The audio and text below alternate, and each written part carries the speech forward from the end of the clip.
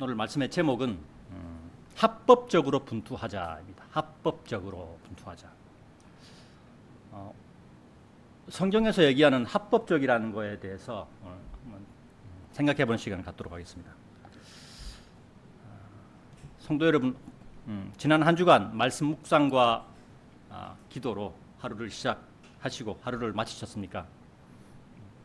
하나님 아버지께 경배를 드리기 전에 지난 시간을 되돌아보고 또 잘못한 부분이 있다면 먼저 자백하는 회개 기도를 하시고 경배를 드리는 성도 여러분들이 되시기를 기원합니다. 오늘 말씀의 본문이 있는 서신서인 디모데 후서는 사도 바울의 서신서 중에서 마지막 서신서라고 합니다. 그러니까 로마서부터 빌레몬서 중에서 가장 마지막에 작성된 서신서다. 이유는 디모데후서의 기록 연대와도 관련이 있지만 말씀적으로 보면 디모데후서 4장 6절과 7절의 말씀이 사도 바울의 마지막 서신서라는 것을 증명하고 있는 말씀이기 때문입니다. 디모데 전서와 디모데 후서는 사도 바울이 아들과도 같이 여긴 디모데에게 전하는 서신서이며 특히 디모데 후서는 유언서의 형태를 띠고 있습니다. 세상의 삶에서도 사람들은 자신들의 후계자들에게 유언을 남기는 것이 보통입니다. 후손들이 유언의 내용에 따라 삶을 살아가기를 원하기 때문입니다. 성경에서도 유언의 말씀들이 나오는 책들이 있는데 대표적인 것이 여호수아기입니다. 여호수아기의 마지막 장인 24장 14절과 15절에는 여호수아가 죽기 전에 이스라엘 백성을 향한 유언이 담겨 있는 구절이 적혀 있습니다.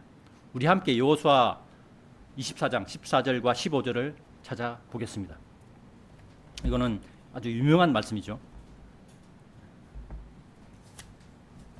여호수아 24장 14절과 15절입니다.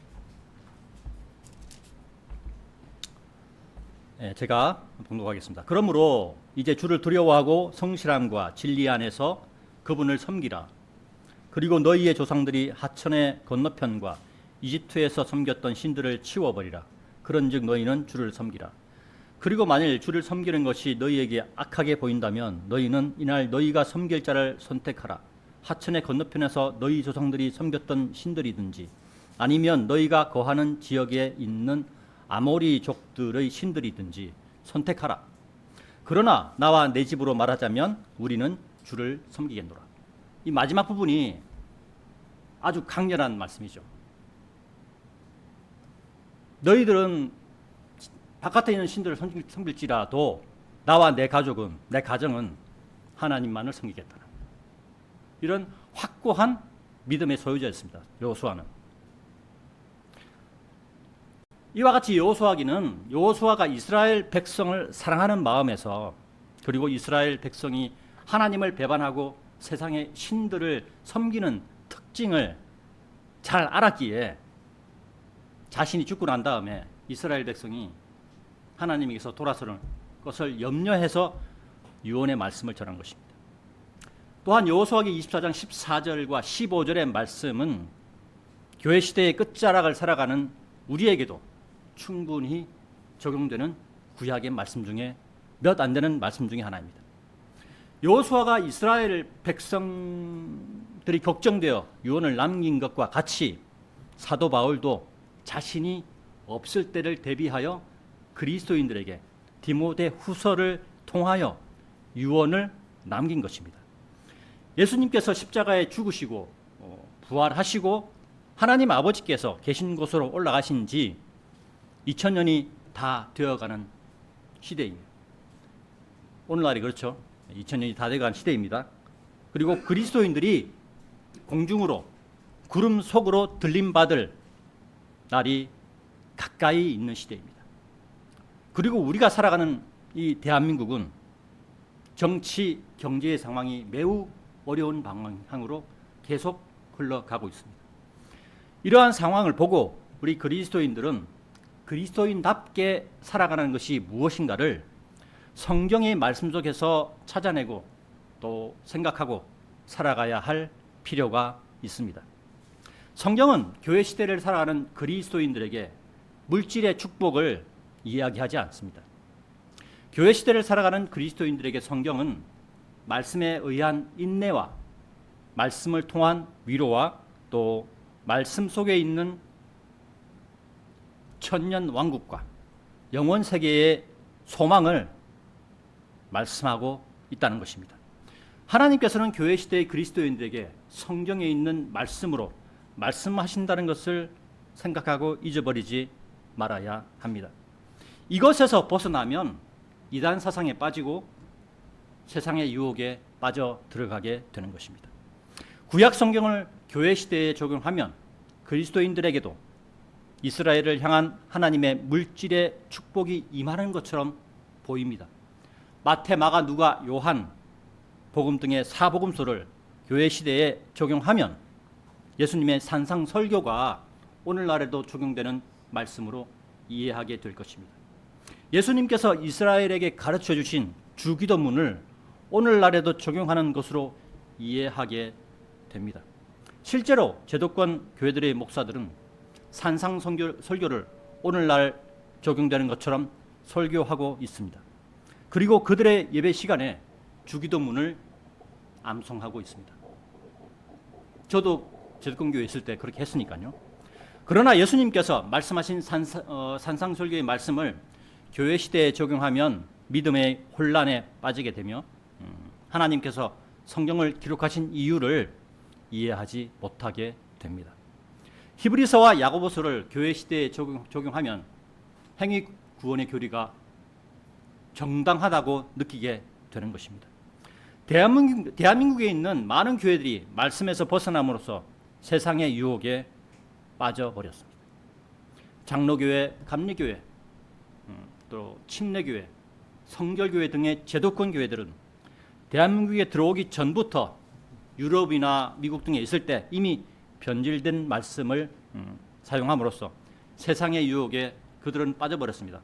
그러한 변질된 말씀을 이어받은 이 나라의 신학교와 교회 등에서 발견되는 모습은 세상의 부와 명예와 권력을 가지려는 이른바 세상에서 잘 되는 것이 하나님의 축복이라는 물질 제일주의 또 만몬 사상의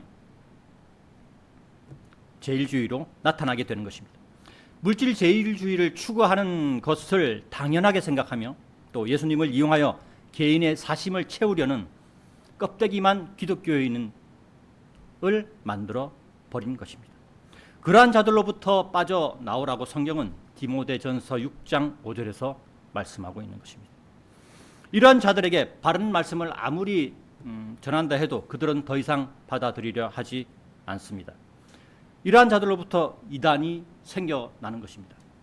변질된 성경은 사람을 진리로부터 멀어지게 하고 교회의 건물에 다니게 하며 하나님께 예배를 드려야 되는데 하나님께 자신을 드려야 되는데 그게 아니고 교회의 예배당에 가서 사람들과 교제하는 것에 또 자기의 하는 일을 갖다가 이렇게 소개하는 것에 그런 목적을 가지고 교회를 다닌다는 거죠. 구원의 확신이 없는 가운데 구원받았다는 착각 속에 빠진 종교인으로 살아가게 할 뿐입니다. 이미 그들의 눈이 진리를 찾는 것에 어두워져 있고 귀가 진리를 듣는 것에 막혀 있기 때문입니다. 그러한 상황임에도 우리는 진리의 말씀을 전해야 합니다. 왜냐하면 구원받을 자들이 아직도 남아있기 때문입니다. 어쩌면 이 나라의 정치적 경제적 위기가 다가오는 것은 이러한 잘못된 말씀으로 변질되어 버린 껍데기만 기독교인들에 대한 하나님의 책망이 아닐까 생각해 봅니다. 이 세상을 다스리는 자는 마귀이지만 마귀 또한 하나님의 창조물에 불과한 존재일 뿐입니다. 하나님의 허락하심이 있어야 마귀가 행동하는 것입니다. 우리는 욥기를 통해서 우리 이 내용들을 잘 알 수 있죠. 욥을 시험하는 마귀는 하나님이 허락하심하에 시험하였던 것입니다. 천안생명침례교회 성도 여러분, 우리는 껍데기만 기독교인이 되어서는 안 되는 것입니다. 오늘 말씀의 제목 합법적으로 분투하자에 대하여 첫 번째로 생각해 볼 것, 그리스도 예수 안에 있는 은혜 가운데 강건하자에 대해서 생각해 보겠습니다. 그리스도 예수 안에 있는 은혜 가운데 강건하자. 본문 1절에 그러므로 내 아들아 너는 그리스도 예수 안에 있는 은혜 가운데 강건하라. 1절 말씀에서 내 아들아는 여기서는 직접적으로 디모데를 말씀하는 것입니다. 디모데는 사도 바울과는 육체적으로는 아무런 관계가 없는 사이입니다. 디모데의 아버지는 헬라인이었으나 어머니는 예수님을 믿는 유대인이었습니다. 그러한 어느 어머니의 믿음이 디모데에게 전하여졌을 것이고 디모데가 사도 바울을 만나서 더 변화되고 사도 바울을 따라 그리스도인으로의 삶을 살아가고자 하였을 때 사도 바울은 디모데를 나 자신의 아들이 된 디모데라고 디모데전서 1장 2절에서 지칭하고 있습니다. 그리고 고린도전서 4장 17절에는 이런 말씀이 있습니다. 그는 나의 사랑을 받는 아들이라 라고 사도 바울이 디모데에 관해서 그렇게 얘기하는 것입니다. 이런 까닭에 내가 너희에게 디모데우스를 보냈기 때문이니 그는 나의 사랑을 받는 아들이요 주 안에서 신실하니라. 그는 내가 각각의 교회에서 곳곳마다 가르치는 대로 그리스도 안에 있는 나의 길들에 관하여 너희에게 기업을 불러일으킬 것이라 라고 디모데에 관하여 기록하고 있는 것입니다. 따라서 디모데후서 2장 1절이 말씀하는 아들은 디모데를 말씀하는 것입니다. 그리고 교회 시대를 살아가는 모든 구원받은 자들을 지칭하는 말씀으로도 우리는 이해할 수 있습니다. 왜냐하면 성경 갈라디아서 4장 4절에서 7절의 말씀에 이런 말씀이 있습니다. 그러나 그때의 충만함이 이르자 하나님께서는 자신의 아들을 파송하셨으니 여자에게서 조성되셨고 율법 아래에서 조성되셨도다. 이는 율법 아래에 있던 자들을 구속하려 하시며 우리로 하여금 아들들로서 입양을 받게 하려 하심이라. 그런즉 너희가 아들들이므로 하나님께서 자신의 아들의 영을 너희의 마음속으로 보내시어 아바 아버지라고 부르짖게 하셨느니라. 우리 모두 하나님을 아버지라고 부르짖죠. 기도할 때도 그렇고요. 네. 그리고 우리 마음속에는 그렇게 말하는 이유가 우리 마음속에 성령님이 하나님의 영인 성령님이 들어와 있다는 것입니다. 이런 이유로 너는 더 이상 종이 아니요 오히려 아들이라. 그리고 만일 아들이면 그때는 그리스도를 통한 하나님의 상속자니라 라고 우리를 그리스도인을 하나님의 아들이라고 얘기하는 거예요. 하나님께서 그렇게 말씀하신 겁니다. 이와 같이 디모데후서 2장 1절에 내 아들아는 첫 번째는 디모데를 가리키는 말이고 두 번째는 교회 시대에 구원받은 모든 자들을 가리키는 말이 됩니다. 따라서 성경 말씀 중에서 교회 시대 그리스도인들에게 쓰여진 사도 바울의 서신서의 대상이 구원받은 모든 자들에게 전하는 말씀으로서의 가치가 있는 것입니다. 그리고 사도 바울은 너는 그리스도 예수 안에 있는 은혜 가운데 강건하라라고 명령하고 있습니다. 강건하다의 뜻은 의지나 의지나 기상이 굳세고 건전하다는 뜻입니다. 이 땅에서도 강건하게 살아가고자 하는 사람들이 많지요. 이 세상 사람들이 다 대부분 강건하게 살아가고자 합니다. 약하게 비실비실하게 살아가고자 하는 사람들은 아무도 없습니다. 그죠? 모두가 다 건강하게 강건하게 살아가기를 원합니다. 그들은 그 세상의 사람들은 자신들의 방법, 이 세상의 방법으로 강건하게 살아가고자 합니다. 그러니까 그들은 육체에 한정되는 그러한 강건함을 생각하는 것이죠. 그리스도 예수 안에 있는 은혜 가운데 강건하라라는 말의 뜻은 말씀과 기도와 믿음의 교제에 의한 하나님의 은혜 가운데 강건하여야 함을 말씀하는 것입니다. 내 영이, 내 혼이 강건하라는 말씀입니다. 내 육체보다는 내 혼이 강건해야 된다는 거예요. 그리스도인이 이 세상의 방법으로 강건하게 되고자 한다면 앞에서 말씀드린 세상의 것들로 인한 유혹에 넘어가 버리고 말 것입니다. 성경은 이 세상의 것으로 강건하라고 말씀하고 있지 않습니다. 성경은 그리스도 예수 안에 있는 은혜 가운데 강건하라고 말씀하는 것입니다. 이 말씀은 내가 주도적으로 행하는 것을 뜻하는 말씀입니다. 이것은 구원하고 관계없어요. 구원은 우리 다 이루어졌습니다. 그 다음에 우리의 믿음을 지키고 우리의 믿음을 점진적으로 세워나가야 하는 것은 각자 자신이 우리 자신이 주도적으로 해야 하는 것입니다. 강건해지라고 하는 말씀이 강건해지라고 말씀하는 것이 그리고 이 말은 강건하라라고 얘기했죠. 그러니까 강건하라는 네가 그걸 그렇게 할 수 있다는 거예요. 강건해지라가 아니고 강건하라고 말씀하고 있습니다. 이것이 내가 주도적으로 행하라는 걸 말씀하고 있는 것입니다. 이것은 구원은 공짜로 거저 얻는 것이지만 행함은 자신의 노력과 인내가 필요하다는 말씀과 일맥상통하는 그러한 말씀입니다. 오늘 말씀의 제목 합법적으로 분투하자에 대하여 두 번째, 내가 신실한 사람이 되자에 대해서 말씀드리겠습니다. 내가 신실한 사람이 되자. 내가. 본문 2절입니다. 그리고 내가 많은 증인들 가운데 나에게서 들어온 것들, 그 동일한 것들을 너는 신실한 사람들에게 맡기라. 그들이 다른 이들 또한 가르칠 수 있으리라 라고 말씀하고 있죠. 신실하다는 뜻은 믿음직하고 착실하다는 뜻입니다. 성경에서 신실하다는 뜻은 하나님의 말씀에 순종하는 것에 믿을만하고 변함이 없다는 뜻입니다. 항상 그 사람 그 자리에 있는 거예요. 예를 들면 예배에 참석을 했다 안 했다. 물론 그게 자기의 의지가 아닌 본인이 처해 있는 상황 때문에 그렇다고 이해를 합니다. 그러나 하나님께서는 하나님의 일을 함에 있어서 신실한 사람을 찾는다는 거예요. 항상 그 자리에 있는 사람을 하나님께서는 사용하신다는 것입니다. 성경에서 신실하다는 뜻은 하나님 말씀에 순종하고 그 다음에 믿음에 변함이 없는 것을 뜻하는 것입니다. 이것은 하나님 아버지께서는 신실한 사람을 찾는데 이것은 신약 성경뿐만 아니라 구약 성경에서도 똑같이 나타나는 특징 중에 하나입니다. 그리고 그 신실한 사람 한 사람에게 하나님의 일을 맡기시는 분입니다. 아담을 만드시고 둘째 아들 아벨의 제사를 받으셨습니다. 아벨이 형인 카인에게 살해당하자 새로운 사람 셋을 태어나게 하셔서 아담부터 예수님에 이르기까지 족보를 이어가게 하셨습니다.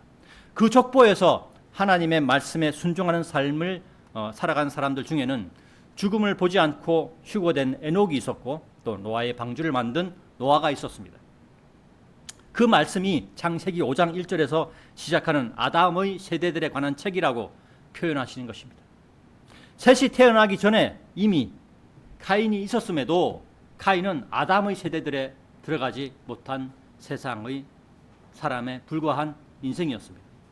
우리는 카인의 모습을 읽어보면서 신실하지 않고 거짓과 속임수와 위선으로 가득 찬 사람은 하나님께서 멀리 하신다는 것을 깨달아야 합니다. 그리고 신실한 사람으로 살아가야 하는 것입니다. 신약 성경에서 신실한 사람의 표본을 보여주신 분이 예수님이셨습니다.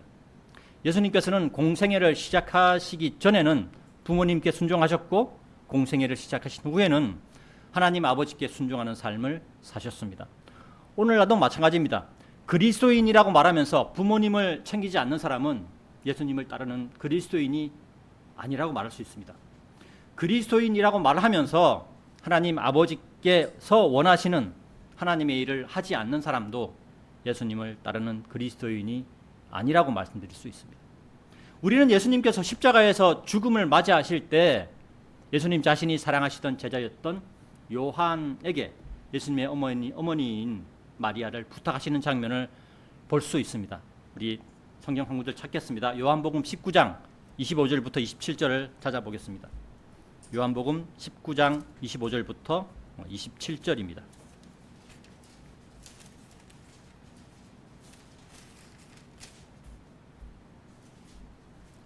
자신 줄 알고 제가 봉독하겠습니다.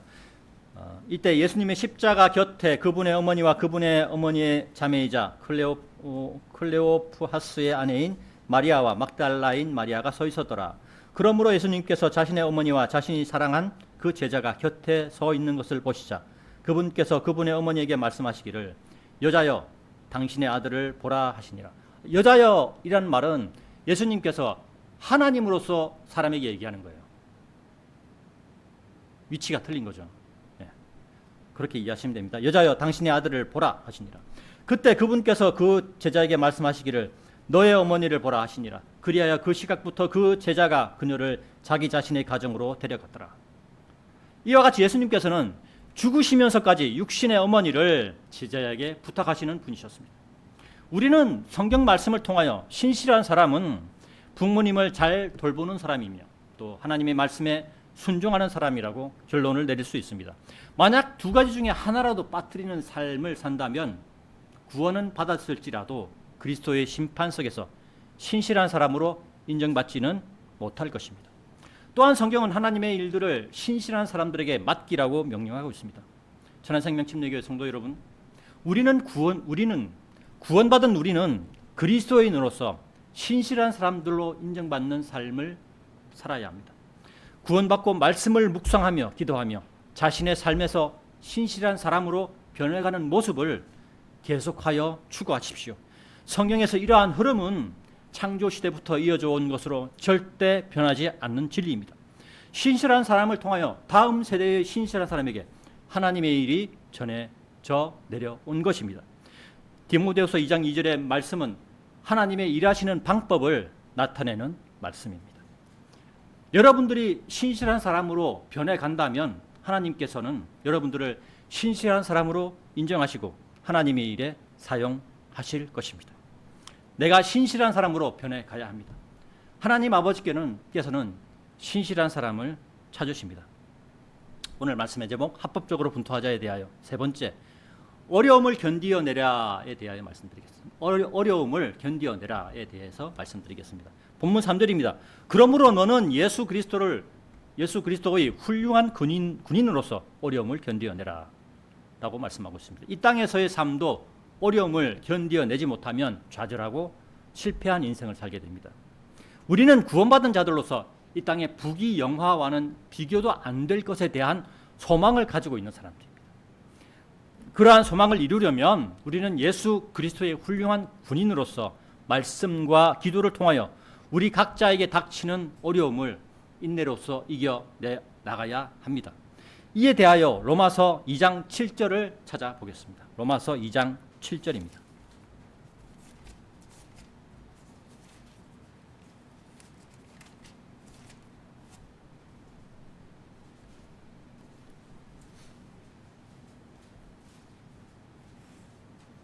찾으신 줄 알고 봉독하겠습니다. 인내로 꾸준하게 잘 행하면서 영광과 존귀와 불멸을 추구하는 자들에게는 영생으로 대갚아 주시리라. 로마서 2장 7절의 말씀은 말씀과 기도 가운데 믿음을 성장시키면서 하나님의 일들을 감당하는 자들에게는 영생으로 대갚아 주신다는 말씀입니다. 또 한 군데를 더 찾아보겠습니다. 히브리서 6장 11절에서 15절까지 찾아보겠습니다. 히브리서 6장 11절에서 15절입니다.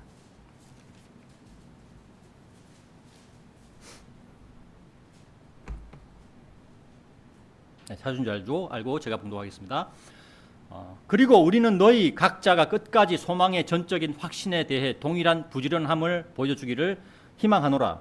이는 너희로 하여금 게으른 자가 되지 않고 오히려 믿음과 인내를 통하여 약속들을 상속받는 자들을 따르는 자들이 되게 하려 함이라.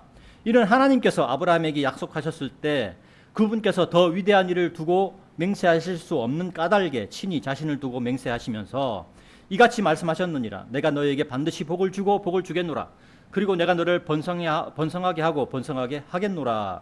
그렇게 하여 그가 인내로 견딘 후에 그는 그 약속하신 것을 얻어냈느니라. 히브리서 6장 13절에서 15절의 말씀은 창세기 12장 2절과 3절의 말씀을 인용한 구절입니다.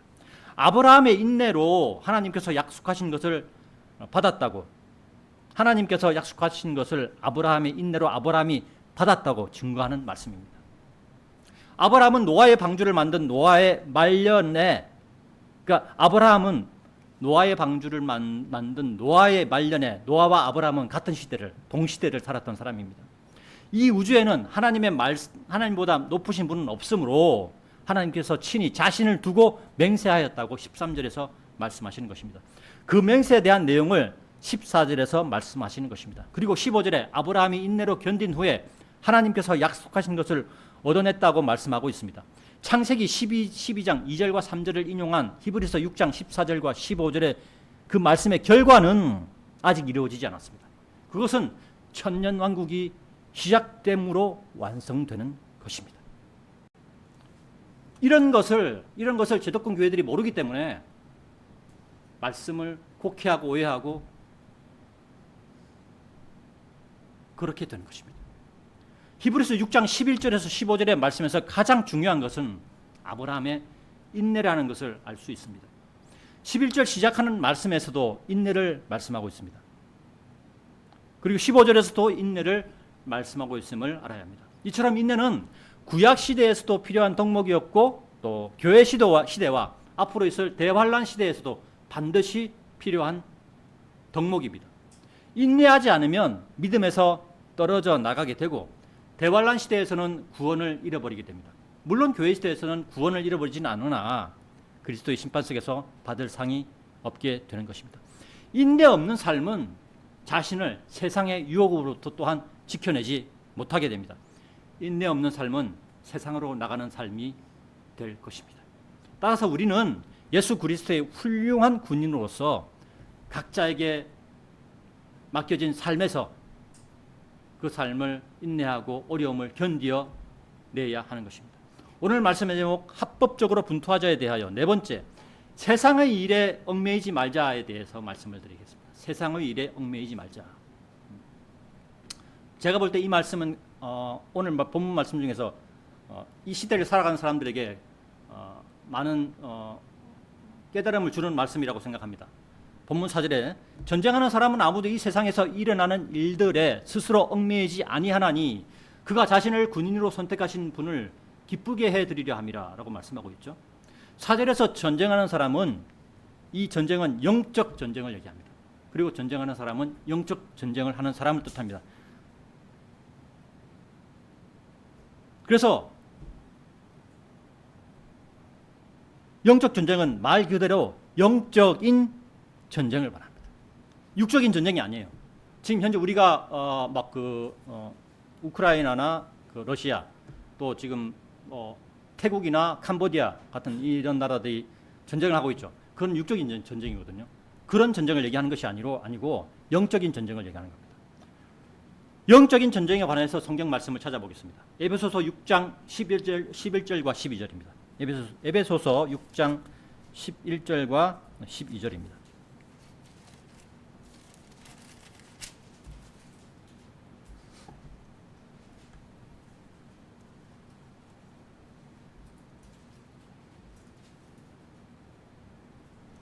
찾으신 줄 알고 봉독하겠습니다.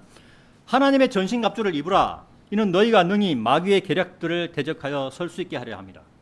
이는 우리가 살과 피를 대적하여 맞붙어 싸우는 것이 아니요. 자, 살과 피를 대적하여 맞붙어 싸우는 것은 지금 현재 이 땅에서 일어나는 전쟁들이죠. 그것이 아니라고 얘기하고 있죠. 오직 정사들을 대적하고 권능들을 대적하며 이 세상의 어둠의 주관자들을 대적하고 높은 곳들에 있는 영적 사악함을 대적하여 맞붙어 싸우기 때문이라 라고 말씀하고 있습니다. 에베소서 6장 12절은 영적 전쟁, 영적 싸움에 관하여 기록하고 있습니다. 그래서 11절에 먼저 하나님의 전신갑주를 입으라라고 얘기하는 겁니다. 그리고 에베소서 6장 11절에서 영적 전쟁, 영적 싸움에 대한 대상이 11절에 바로 그 위에서 대상이 마귀라고 말씀하고 있는 것입니다. 그죠? 11절엔 너희가 능히 마귀의 계략들을 영적 전쟁의 대상이 마귀라고 말씀하고 있는 것입니다. 여러분 한번 보십시오. 마귀가 여러분들의 눈에 보입니까? 안 보이죠. 안 보이기 때문에 영적 전쟁이라는 거예요. 마귀에 대해서는 사탄으로 불린다고 우리가 알고 있습니다. 우리는 사탄에 관해서 어떤 자였는가를 성경에서 그전에 한번 찾아본 적이 있었는데 다시 찾아보도록 하겠습니다. 에스겔서 28장 14절과 15절입니다. 에스겔서 28장 14절과 15절을 찾아보겠습니다.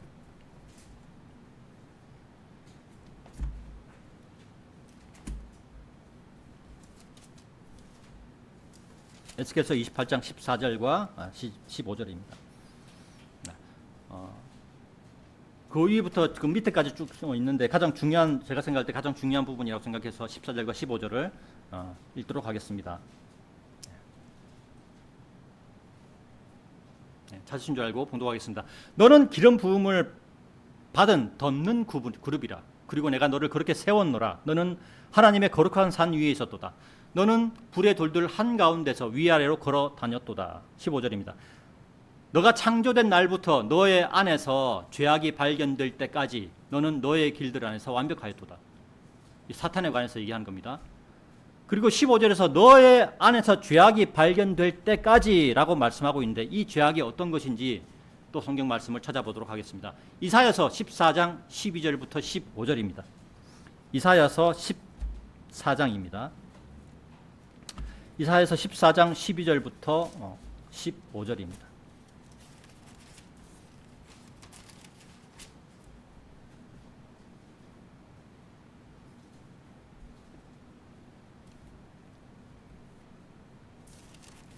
네, 찾은 줄 알고 봉독하겠습니다. 네. 오 아침의 아들 루시퍼야, 내가 어떻게 하늘에서 떨어졌는가? 민족들을 약하게 하던 네가 어떻게 끊어져 땅바닥으로 떨어졌는가? 이는 네가 너의 마음속으로 이렇게 말하였기 때문이라. 내가 하늘로 올라가겠노라. 내가 나의 보좌를 하나님의 별들 위로 크게 높이겠노라. 내가 북쪽의 측면들에 있는 회중의 산 위에도 앉겠노라. 내가 구름들의 높은 곳들 위로 올라가겠노라. 내가 지극히 높은 분처럼 되겠노라. 그러나 너는 지옥으로 구렁의 측면들로 끌어내려지리라. 12절은 사탄의 이름이 루시퍼라는 것을 알려주고 있습니다. 그리고 루시퍼라고 나오는 이 그 성경책은 킹제임스 성경밖에 없습니다. 다른 성경책, 제독권교에서 사용하는 성경책에는 사탄의 이름인 루시퍼가 기록 나오지 않아요. 네, 이상하죠? 네. 그리고 루시퍼는 대환란 시대에 하늘에서 이 땅으로 쫓겨날 것입니다. 이에 대하여 요한계시록 12장 7절과 8절을 보시면 제가 봉독하겠습니다. 참고하십시오. 요한계시록 12장 7절과 8절, 9절까지 보면, 그리고 하늘에 전쟁이 있었더라. 미카엘과 그의 천사들이 그 용을 대적하여 싸웠고 그 용과 그의 천사들도 싸웠는데 승리하지 못하였으며 그들의 처소도 더 이상 하늘에서 발견되지 아니하였더라. 그리하여 거대한 용이 쫓겨났으니 마귀라고도 불리고 사탄이라고도 불리는 그 옛뱀 곧 온 세상을 속이는 자라. 그가 땅으로 쫓겨났고 그의 천사들도 그와 함께 쫓겨났더라. 사악한 자인 마귀가 사람들이 사는 이 땅으로 내려왔으며 이 땅은 마귀로 인하여 처참한 상태로 변해가는 것입니다. 사탄이 이 땅에 출현하는 그 시대를 대환란 시대라고 말하는 것입니다. 사람보다 강력한 힘을 가진 존재들이 이 땅에 나타나므로 사람이 견디기 힘든 시대가 되며 이를 대환란 시대라고 말하는 것입니다. 그러나 대환란 시대가 되면 하늘에 있었던 사탄과 그를 따르는 무리가 이 땅으로 쫓겨나게 되고 이 땅에 사는 사람들을 유혹하게 될 것입니다. 아직은 대환란 시대가 아니므로 악한 존재인 사탄이 이 땅으로 쫓겨나지는 않았습니다. 그리고 하늘에서 일어나는 일들은 사람의 눈에는 보이지 않습니다. 그래서 영적 전쟁이라고 말하는 것입니다. 영적 전쟁은 우리의 눈에는 보이지 않는 사악한 존재인 마귀에 대항하여 하나님의 말씀에 순종하고 말씀대로 살아가는 것이 영적 전쟁을 수행하는 것이라고 말씀드릴 수 있습니다. 우리가 이렇게 해야, 이 땅의 왕은 마귀라고 얘기했죠. 사탄이라고 얘기했습니다. 이렇게 우리가 영적 전쟁을 해야 이 세상에 마귀가 유혹하는 것에 빠지지 않는다는 거예요. 그래서 우리가 영적 전쟁을 해야 된다는 겁니다. 우리가 무슨 힘이 있어서 마귀를 우리의 힘으로 이길 수가 있겠습니까? 마귀는 천사보다 더 높은, 더 큰 힘을 가진 존재예요. 천사 한 명이 하룻밤에 18만 5천 명을 죽이는 능력을 갖고 있는 존재입니다. 그러한 존재들을 우리가 어떻게 이길 수 있겠습니까? 우리는 예수 그리스도를 의지하여 말씀과 기도를 범으로써 거기에 대항할 수 있다는 것입니다. 그것이 영적 전쟁이라는 거예요. 그래서 성경은 에베소서 6장 11절에서 하나님의 전신갑주를 입으라. 이는 너희가 능히 마귀의 계략들을 대적하여 설 수 있게 하려 함이라 라고 말씀하는 것입니다. 그렇죠? 말씀과 기도로 전신갑주를 입고 우리가 마귀에게 대항하는 그러한 삶을 살아야 되는 것입니다. 우리는 영적 전쟁에 관해서 배후에 루시퍼라는 사탄이 있음을 알아봤습니다. 그리고 영적 전쟁을 하는 사람을 성경은 그리스도인이라고 부릅니다.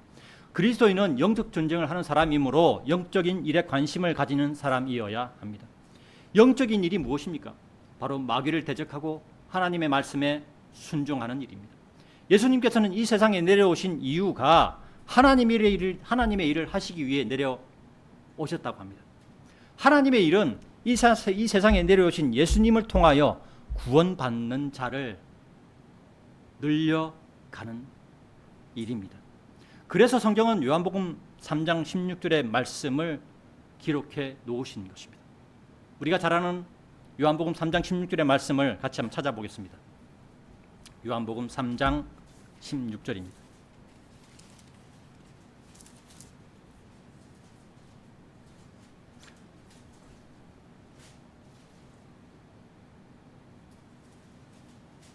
네, 찾으신 줄 알고 분고하겠습니다. 이는 하나님께서 세상을 이처럼 사랑하셨기 때문에 그분께서 자신의 독생자를 주셨으니 누구든지 그를 믿는 자는 멸망하지 않고 다만 영원한 생명을 얻게 하려 하심이라. 또 요한일서 4장 19절에도 이런 말씀이 있습니다. 우리가 그분을 사랑하노니 그분께서 먼저 우리를 사랑하셨기 때문이라 라고 얘기하고 있죠. 요한복음 3장 16절에서 세상은 사람을 의미하는 겁니다. 요한복음 3장 16절과 요한일서 4장 19절의 말씀에서 주의 깊게 보아야 할 부분은 하나님께서 사랑하셨기 때문이라는 부분입니다. 이 말씀은 영어식 표현으로는 loved, L-O-V-E-D가 붙어 있죠. 과거 완료형으로 이미 이루어졌음을 나타내는 말씀입니다. 하나님께서는 하나님의 독생자인 예수님을 사람들에게 주시기까지 사랑하셨다는 말씀입니다. 하나님께서 예수님을 이 땅에 보내신 이후부터는 하나님의 진노가 세상 사람들 위에 임한다는 사실을 알아야 합니다. 이에 대하여 성경 말씀을 몇 구절 찾아보겠습니다. 요한복음 3장 36절입니다. 한 장만 넘기셔서 36절에는 이런 말씀이 있습니다. 아들을 믿는 자는 영원한 생명을 가졌고 아들을 믿지 아니하는 자는 생명을 보지 못하고 오히려 하나님의 진노가 그의 위에 거하느니라. 우리가 말씀을 전할 때 거부하는 사람들, 구원받지 못한 사람들은 하나님의 진노가 그의 머리 위에 있다고 성경은 얘기하고 있는 것입니다. 이거 무시무시한 겁니다.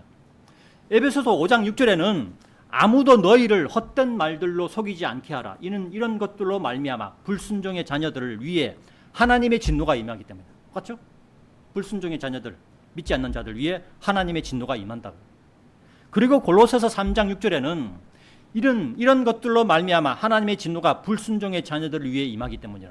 똑같은 말씀이죠. 지금 이 시각에도 하나님의 진노가 불순종에 믿지 않는 자들 위해 임하여 있습니다. 하나님의 진노는 그 대상이 천사들이든지 사람들이든지 지옥으로 보내는 특징이 있습니다. 그래서 불순종에 믿지 않는 자들의 육체가 죽으면 고통스러운 표정을 짓는 것입니다. 그러나 구원받은 자들은 천사에 의하여 그 혼이 하늘나라로 옮겨집니다. 이것에 대해서 누가복음 16장 22절을 찾아보겠습니다. 누가복음 16장 22절입니다. 부자와 거지 나사로에 관한 이야기 중에 일부분입니다. 누가복음 16장 22절입니다.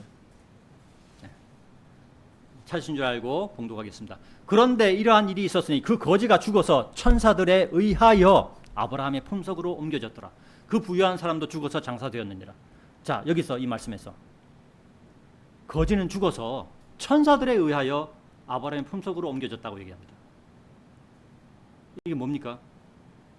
사람이 죽으면 그 사람의 혼을 데려가는 무언가가 있다는 거예요. 구원받은 사람은 하나님의 천사가 혼을 데려갑니다. 구원받지 못한 사람은 악한 마귀들이 그 혼을 지옥으로 데려가는 것입니다. 본문 4절에 전쟁하는 사람은 이 세상에서 일어나는 일들에 스스로 얽매이지 아니한다고 말씀하고 있습니다. 4절의 말씀은 그리스도인은 이 세상의 일들에 관여하지 말라는 말씀과 똑같습니다. 자, 보십시오. 현재 대한민국에 많은 사람들이 그러니까 이게 그 정치적 색깔로 보면 우가 있고 좌가 있죠. 근데 보통 어떻게 얘기하냐면 적게는 한 7대 3 정도로 우가 많고 또 이렇게 좌를 많게 보면 6대 4 정도로 이렇게 봅니다. 자, 근데 하나님께서는 우리에게 좌로나 우로나 치우치지 말고 가운데를 중심을 잡으라고 말씀하셨죠.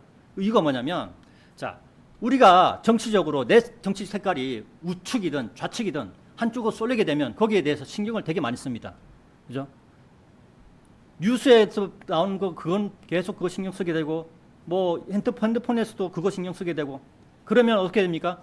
그리스도인으로서 내가 말씀을 보고 기도를 해야 되는데 그 시간을 놓쳐버리는 거예요. 그러면 우리가 하나님의 전신갑주를 입은 사람들로서 영적 전쟁을 할 수 있는 사람에서 또 멀어지게 되는 거죠. 그래서 본문 4절에서 전쟁하는 사람은 이 세상에서 일어나는 일들에 스스로 얽매이지 아니한다라고 말씀하고 있는 것입니다. 이 세상 일들에 관여하지 말라는 것입니다. 신경 쓰지 말라는 것입니다. 하나님께서 구원받은 사람을 책임져 주신다는 말씀입니다. 무엇을 먹을까, 무엇을 입을까 걱정하지 말라. 그렇게 말씀하셨죠. 성경은 이 세상을 사랑하지 말라고 가르치고 있습니다. 이 세상에 관여하는 것은 이 세상을 사랑하기 때문에 이 세상에 관여하는 거예요. 그렇죠? 요한일서 2장 15절에 이런 말씀이 있습니다. 같이 한번 찾아보겠습니다. 요한일서 2장 15절입니다.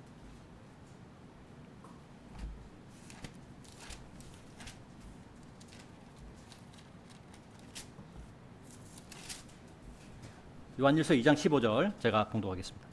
세상을 사랑하지 말고 세상 속에 있는 것들도 사랑하지 말라. 누구든 세상을 사랑한다면 아버지의 사랑이 그 안에 있지 아니하니라. 구원받은 사람도 세상을 사랑하게 되면 아버지의 사랑이 그 안에서, 아버지의 사랑인 성령님이 그 안에서 작아져요. 그 안에서 없어지진 않지만, 왜냐하면 예수님의 은혜로, 예수님의 능력으로 우리는 구원받지만 믿음을 유지하지 못하는 사람으로 전락하게 되는 것입니다.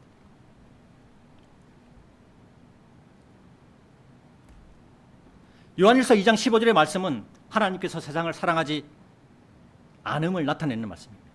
그리고 세상을 사랑하는 사람 안에는 하나님의 아버지의 사랑, 즉 성령님이 없다고 말씀하고 있습니다. 이 말씀은 이 땅에 속한 물질의 축복을 바라는 많은 교인들에게는 읽기 거북한 말씀이고 듣기에 거북한 말씀입니다. 그러면 왜 세상의 교회들은 하나님은 사랑이시라라는 말을 합니까? 라고 질문할 수 있습니다. 여기에는 세상에 속한 교회들이 사용하는 변질된 성경의 원인이 있다는 것입니다.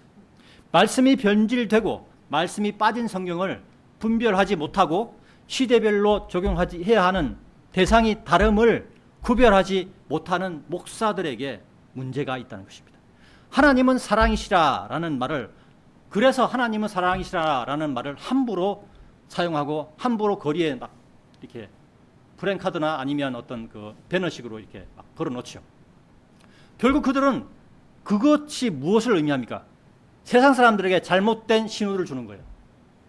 하나님은 사랑이시다. 하나님 사랑하시기 때문에 우리에게 지금 우리가 하나님을 믿지 않고 예수님을 믿지 않더라도 내가 살아가고 있구나 라는 잘못된 신호를 보내고 있는 것입니다. 결국 그들은 가짜 목사로 분류되며 양의 탈을 쓴 늑대와 같은 모습으로 사람들을 지옥으로 인도하는 결과를 맞이하게 될 것입니다. 그런 자들이 주류를 이루고 있고 많은 사람들이 그들의 말을 듣기 때문에 하나님은 사랑이시라라는 부분만 이야기하는 것입니다. 그들은 하나님의 두려움에 대해서는 말하지 않습니다. 그러나 성경은 하나님에 대하여 두려워하라고 말씀하고 있습니다. 예수님께서 이 땅에 오신 이후부터는 하나님의 인류를 향한 사랑은 이미 이루어진 것입니다. 그리고 주 예수 그리스도를 받아들이지 않는 자들에게는 하나님의 진노가 그들의 머리 위에 임하고 있는 것입니다. 또한 참된 그리스도인인 우리는 세상의 일에 자신을 스스로 얽매이는 일을 하지 않습니다.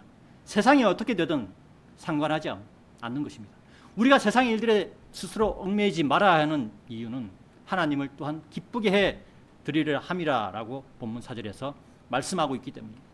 성경은 그리스도인들에게 세상의 일들에 얽매이지 말라고 말씀하고 있습니다. 우리가 세상의 일들에 얽매이게 된다면 하나님의 일들을 감당하지 못하게 되는 것입니다. 세상의 일들에 얽매이는 이것 또한 사탄의 유혹이라는 것을 알아야 합니다. 그러니까 정치적으로 보수든 진보든 다 사탄의 도구일 뿐입니다. 오늘 말씀 제목 합법적으로 분투하자에 대해 마지막으로 5번째, 합법적인 분투로 왕관을 받는 자가 되자. 합법적인 분투로 왕관을 받는 자가 되자에 대해서 말씀드리겠습니다. 본문 5절입니다. 그런즉 어떤 사람이 이와 마찬가지로 승리들을 위하여 분투할지라도 그가 합법적으로 분투하지 않는다면 결코 그는 왕관을 받지 못하느니라. 하나님 아버지께서는 이 땅에 사람들이 죄를 짓고 지옥으로 향하는 것을 막으시려고 이 땅에 독생자 예수 그리스도를 보내주셨습니다. 누구든지 예수님을 믿으면 구원을 받습니다. 이것은 모든 사람들에게 주시는 하나님의 값없는 선물입니다. 그리고 구원을 소유한 자 중에서 믿음으로 하나님의 말씀에 순종하며 하나님의 일을 감당하는 자들에게 하나님께서는 왕관을 주시겠다고 말씀하고 있습니다. 여러분, 왕관이 무엇입니까? 왕관은 왕의 머리에 씌우는 것입니다. 왕임을 나타내는 장식품입니다. 따라서 왕관은 아무에게나 씌워주는 것이 아닙니다. 성경은 합법적으로 분투하는 자들에게 왕관을 받게 하고 왕으로서 천년 왕국과 영원 세계에서 활동하게 하실 것임을 말씀하고 있습니다. 본문 5절에서 우리는 합법적인 분투에 대해서 생각해 보았습니다. 합법적인 분투는 첫 번째, 내가 그리스도 예수 안에 있는 은혜 가운데 강건해야 된다. 첫 번째 조건. 두 번째는 내가 신실한 사람이 되어야 한다는 것입니다. 세 번째는 내가 예수 그리스도의 훌륭한 군인으로 어려움을 견디어 내어야 한다는 것입니다. 네 번째는 내가 이 세상의 일들에 스스로 얽매이지 말아야 한다는 것입니다. 이것이 합법적인 분투의 방법이고 조건입니다. 여러분 각자가 이것들을 행할 때 합법적으로 분투하는 사람이 되는 것입니다. 오늘 말씀의 결론입니다. 주 예수 그리스도를 믿고 구원받은 천안생명 침례교회 성도 여러분, 오늘 설교의 제목으로 합법적으로 분투하자에 대해서 말씀드렸습니다. 여러분 각자가 합법적으로 분투할 때 여러분들 각자는 그리스도의 심판석에서 왕관을 받게 되고 또 천년왕국에서 통치하게 되며 영원 세계에서 하나님 아버지의 아들들로서 역할을 감당하게 되는 것입니다. 이것에 관한 말씀을 찾아보고 설교를 마치도록 하겠습니다. 요한계시록 20장 6절입니다. 우리가 잘 아는 말씀입니다. 요한계시록 20장 6절입니다.